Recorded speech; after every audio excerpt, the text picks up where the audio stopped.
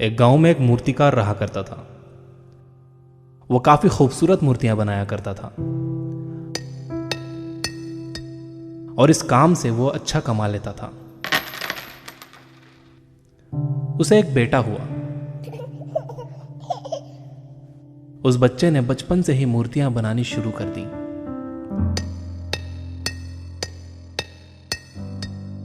बेटा भी बहुत अच्छी मूर्तियां बनाया करता था और बाप अपने बेटे की कामयाबी पर खुश होता था। लेकिन हर बार बेटे की मूर्तियों में कोई ना कोई कमी निकाल दिया करता था। वो कहता था, बहुत अच्छा किया है, लेकिन अगली बार इस कमी को दूर करने की कोशिश करना। बेटा भी कोई शिकायत नहीं करता था। वो अपने बाप की सलाह पर अमल करते हुए अपनी मूर्तियों को और बेहतर करता रहा।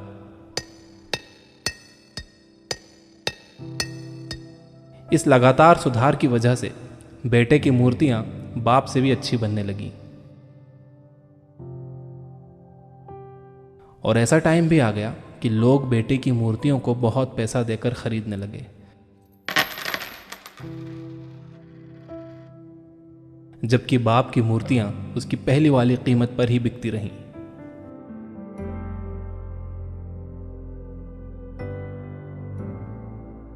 बाप अब भी बेटे की मूर्तियों में कमियां निकाल ही देता था, लेकिन बेटे को अब यह अच्छा नहीं लगता था और वो बिना मन के उन कमियों का एक्सेप्ट करता था, लेकिन फिर भी अपनी मूर्तियों में सुधार कर ही देता था। एक टाइम ऐसा भी आया कि जब बेटे के सब्र ने जवाब दे दिया। बाप जब कमियां निकाल रहा था तो बेटा बोला, आप तो ऐसे कहते हैं कि आप जैसे बहुत बड़े मूर्तिकार हैं।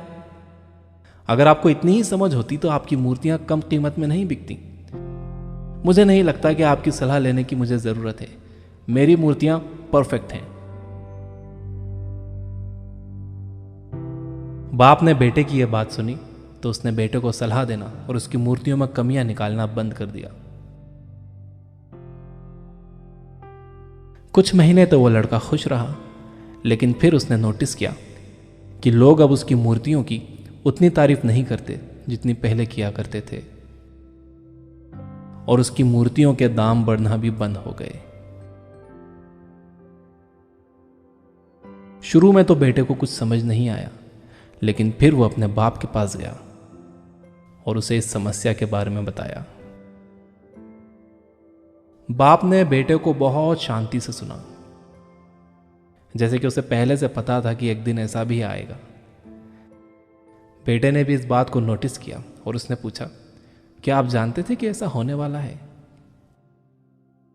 बाप ने कहा, हाँ, क्योंकि आज से कई साल पहले मैं भी इस हालात से टकराया था। बेटे ने सवाल किया, तो फिर आपने मुझे समझाया क्यों नहीं? बाप ने जवाब दिया, क्योंकि तुम समझना नहीं चाहते थे। मैं जानता हूं कि तुम्हारी जितनी अच्छी मूर्तियां मैं नहीं बनाता। यह भी हो सकता है कि मूर्तियों के बारे में मेरी सलाह गलत हो, और ऐसा भी नहीं है कि मेरी सलाह की वजह से कभी तुम्हारी मूर्ति बेहतर बनी हो। लेकिन जब मैं तुम्हारी मूर्तियों में कमियां दिखाता था, तब तुम अपनी बनाई मूर्तियों से सेटिस्फाई नहीं होते थे।